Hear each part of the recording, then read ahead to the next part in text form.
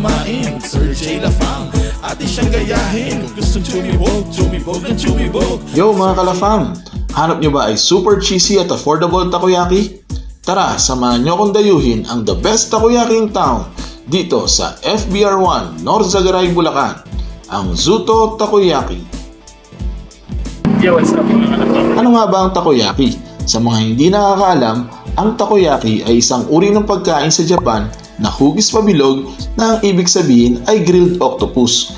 Pero pwede mo naman palitan yung ingredient niya, depende sa gusto mo. Dito sa Zuto ay mayroon silang 8 takoyaki flavors na pwede nyong pagpilian. Sana all pwedeng mapili, no? Narito ang veggie and cheese, original taco bits, cheesy taco bits, ham and cheese, bacon and cheese, crab and corn, double cheese Hungarian, at cheesy mushroom with corn. Nag-range lamang ang kanilang prices from 45 to 60 pesos kapag 4 pieces at 70 to 90 pesos naman kapag 6 pieces. Narito ang kabuoang menu ng Zuto Takoyaki. At mayroon din silang refreshing drinks like lemonade, milkshake, and milk tea.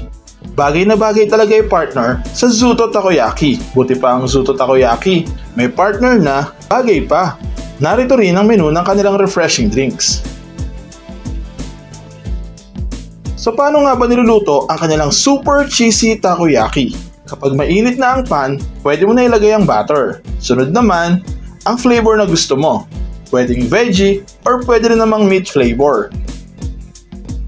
Tapos, ilalagay na ang special butter mix.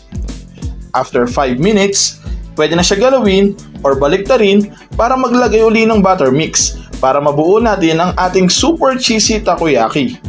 Aabot ito ng mga 15 minutes para maluto.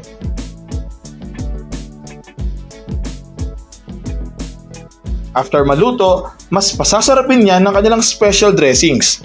Lalagyan ng cheese, takoyaki sauce, Kewpie, or isang uri ng Japanese mayonnaise. Sabi nga pala ni ate, kapag naglagay doon ng Kewpie, dapat balikan pa uli ng isa. Wow! Sana all binabalikan! Sunod ang aonori, isang dried green laver or seaweed. Pwede din maglagay ng tagurashi or chili powder kung mahilig ka naman sa spicy. At ang huli ay ang bonito. Ito ay smoked, fermented, and dried bonito fish or skipjack tuna. Gusto mong kumain, kumain ng kumain, Sir J. Lafang, ate siyang gayahin. Kung gustong chumibog, chumibog ng chumibog, kay Sir J. Lafang, palagi kang busog. Gusto mong kumain, kumain ng kumain, Sir J. Lafang, ate siyang gayahin. Kung gustong chumibog, chumibog ng chumibog, kay Sir J. Lafang, palagi kang busog. Marami bang gustong kainin pero di mo matikman? Palagi bang gutom sarili pero di mapagbigyan? Pues dito ka, Sir J. Lafang, di lang siya nang mabubusog, pati matagarantisado sa mga manunood. Dayuhin natin ang lugar na kung saan may masarap, iba't ibang mga putahe ang ating malalaman. So ayun mga kalafang, sana nabusog namin ang inyong mga mata.